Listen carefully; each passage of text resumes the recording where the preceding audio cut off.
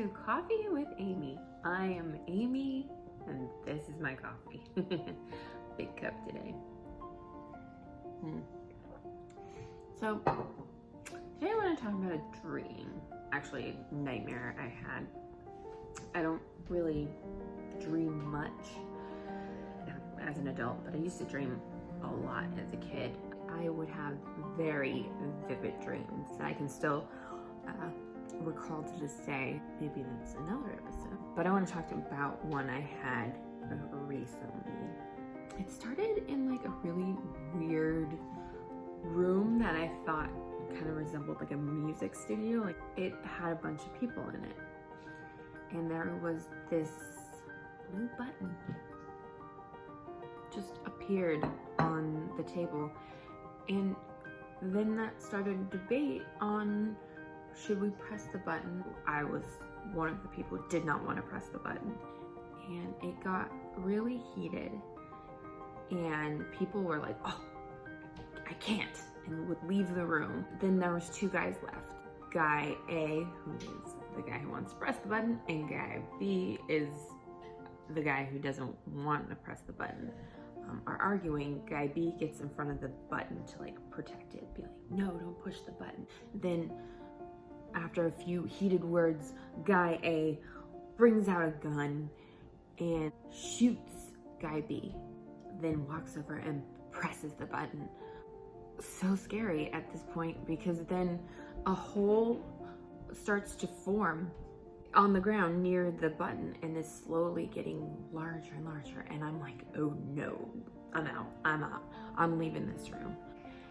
Then after going down a little corridor, I find myself in a large room bathed in blue light. And I was like, what? And it feels kind of like if you ever been to like a rec center or something like that, because there was like couches on one side of the room, and I went over to the couches and I sat down, and as I'm pondering what's gonna happen, this rotund man walks in. He must have been one of the guys who had left from earlier. And as I see him come in, I notice the doorway that I came from has water flowing out of it. And I was telling that guy, come sit on the couch, come join me on the couch. It'll be safer. And so he's like, okay. And he sits down next to me as the water starts like rushing in. It's starting to fill up the room.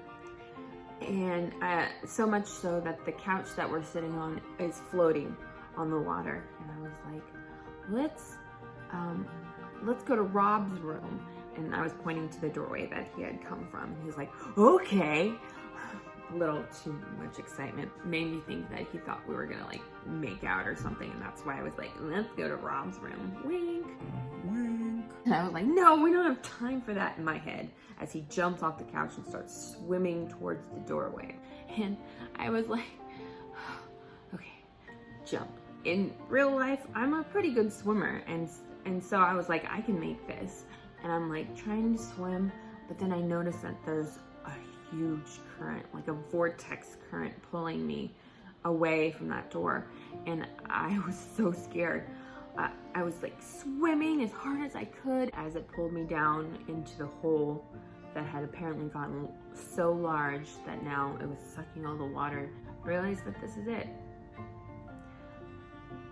That I was going to die. And I didn't know it was a dream. I knew it was fantastical and that sort of thing, but I didn't have the reassurance in my mind at that time that this was a dream. I felt the real feeling, or at least what I think the real feeling is when you realize you're going to die.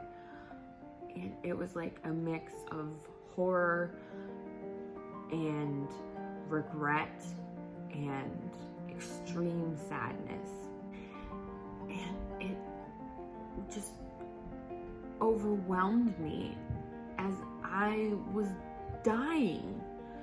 And then I woke up. Thank God.